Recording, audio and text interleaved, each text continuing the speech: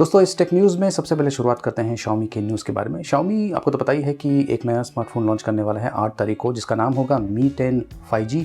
जी हाँ दोस्तों, ये 5G एनेबल्ड स्मार्टफोन होगा। 5G अब तक इंडिया में आया नहीं है, लेकिन ये जो लॉकडाउन है, ये जो सिचुएशन आ चुका है आज की तारीख में, इससे मुझे लगता है कि 5G को आने के लिए बहुत ही समय लगने वाला है। लेकिन मार्केट में 5G एनेबल्ड स्मार्टफोन्स आ जाएंगे और बेहतर होगा कि आप वो जो 5G एनेबल्ड स्मार्टफोन्स हैं उनके लिए जाइए, क्योंकि वो लेटेस्ट हार्डवेयर होगा और आपको अच्छा परफॉर्मेंस भी मिलने वाला है और वैसे भी 5G आने के लिए बहुत समय लगने वाला है।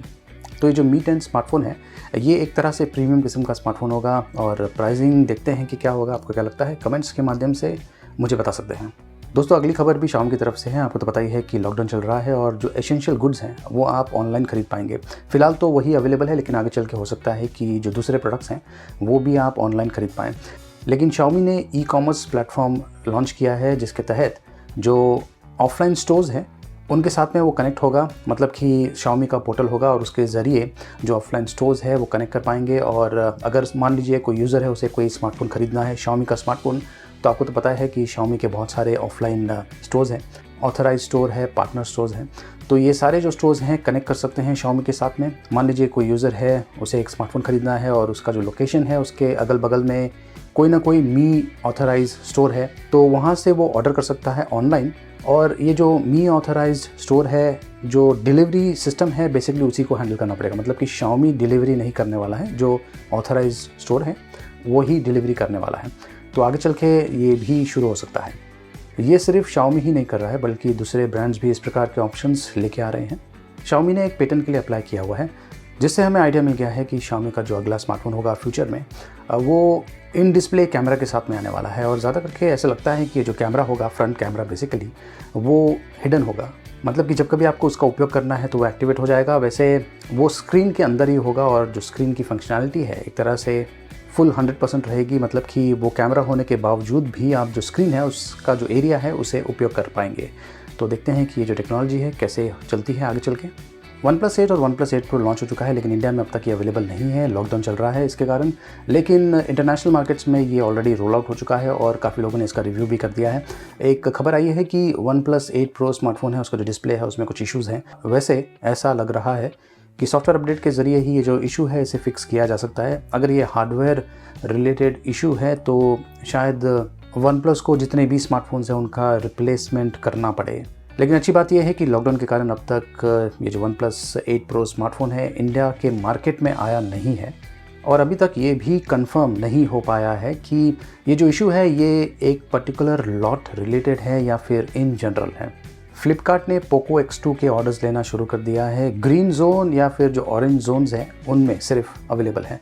मतलब कि अगर आप ग्रीन जोन या ऑरेंज जोन में रह रहे हैं और अगर आपको पोको X2 खरीदना है तो फ्लिपकार्ट पर जाके आप ऑर्डर कर सकते हैं। टेक्नो का नया स्मार्टफोन टेक्नो स्पार्क 5 लॉन्च हो चुका है। ये 6.6 इंचेस के डिस्प्ले के साथ में आता है, 5000 mAh की बैटरी है और Android 10 रन कर रहा है आउट ऑफ द बॉक्स। ये जो स्मार्टफोन है बजट फ्रेंडली स्मार्टफोन, इसका जो प्राइसिंग है हो सकता है तकरीबन 7,999 रुपीज़ तक का हो सकता है। अगली खबर एप्पल की तरफ से है। एप्पल ने अपना नया मैकबुक लॉन्च कर दिया है। ये है एप्पल 13 इंचेस का मैकबुक प्रो 2020 और इसका जो स्टार्टिंग प्राइस है ये है 1,22,990 रुपीज़। ये जो नया मैकबुक प्रो है 13 इंचेस का, ये इंटेल कोर i5 प्रोसेसर के साथ में आता है, 8th जनरेशन, और इसमें 8 GB रैम है और 256 GB स्टोरेज स्पेस है, SSD। अब देखिए, ज़्यादा करके जो लोग हैं मैकबुक जब खरीदते हैं तो जो सस्ते से सस्ता वेरिएंट है उसके लिए जाते हैं। खास करके बेसिकली जो स्टोरेज स्पेस होता है, जितना कम होगा उतना सस्ता हो जाता है। जैसे कि जो 1 TB वाला स्टोरेज है उसका जो प्राइसिंग है तकरीबन 2 लाख तक चले जाता है, यही सेम कॉन्फ़िगरेशन का। तो ज़्यादा करके जो यूज़र्स हैं वो 256 GB स्टोरेज स्पेस के साथ में आते हैं। मैं रिकमेंड करूँगा कि आप एटलीस्ट 512 GB स्टोरेज के साथ में जाएँ। 1 TB होगा तो बेहतर है, डिपेंड करता है कि आप कितना स्पेंड कर सकते हैं। लेकिन मैकबुक में ये जो मैकबुक प्रो है, इसमें एक बहुत ही इंपॉर्टेंट चीज़ है जिसे आपको करना पड़ेगा। अगर आप वो नहीं करते हैं तो कुछ फ़ायदा नहीं होगा। बहुत सारे लोग हैं जो मैकबुक खरीदते हैं, मैकबुक प्रो खरीदते हैं और फिर कंप्लेन करते हैं कि उनको वैसा एक्सपीरियंस नहीं मिलता है जैसे कि उन्हें जो नॉर्मल PC है उसमें मिलता है। वैसे मैकबुक प्रो बहुत ही कॉस्टली है और जो मेन चीज़ है वो है स्टोरेज स्पेस। और अगर आप 256 GB स्टोरेज स्पेस के लिए जाएंगे तो ये जो स्टोरेज स्पेस है ये जल्द ही यूज्ड अप हो जाएगा और फिर आप कंप्लेन करेंगे कि ये प्रॉब्लम है, वो प्रॉब्लम है। वैसे अगर आपको टेक्निकल नॉलेज होगा तो आप जो स्पेस मैनेजमेंट है एक्सटर्नल ड्राइव के ज़रिए कर सकते हैं, लेकिन जैसे कि मैंने कहा इसके लिए नॉलेज होना ज़रूरी है। तो अगर आप मैकबुक प्रो खरीदने का सोच रहे हैं तो स्टोरेज मैनेजमेंट बहुत इंपॉर्टेंट है। इसका मतलब ये भी है कि आपको एक्सटर्नल स्टोरेज में इन्वेस्टमेंट भी करना पड़ेगा, जो कि सस्ता है अगर आप जो 1 TB वाला मैकबुक प्रो है उससे कंपेयर करें तो। लेकिन अल्टीमेटली आपको वो जो प्रोसेस है वो आना चाहिए, क्योंकि कुछ एप्लीकेशन है जिसमें आप जो सेटिंग्स है, मतलब कि जो एप्लीकेशन टेम्पररी फाइल स्टोर कर सकता है वो आप एक्सटर्नल स्टोरेज में स्टोर कर सकते हैं, ताकि जो इंटरनल स्टोरेज है वो ज़्यादा यूज़अप ना हो। तो इस टेक न्यूज़ में इतना ही, लेकिन जाने से पहले मैं आपको एक और इम्पॉर्टेंट चीज़ बताना चाहता हूँ। एक तरह से सरप्राइज़ है लेकिन मैं रिवील नहीं करने वाला हूँ। वो ये है कि Xiaomi कुछ और डिवाइस लॉन्च करने वाला है 8 तारीख को।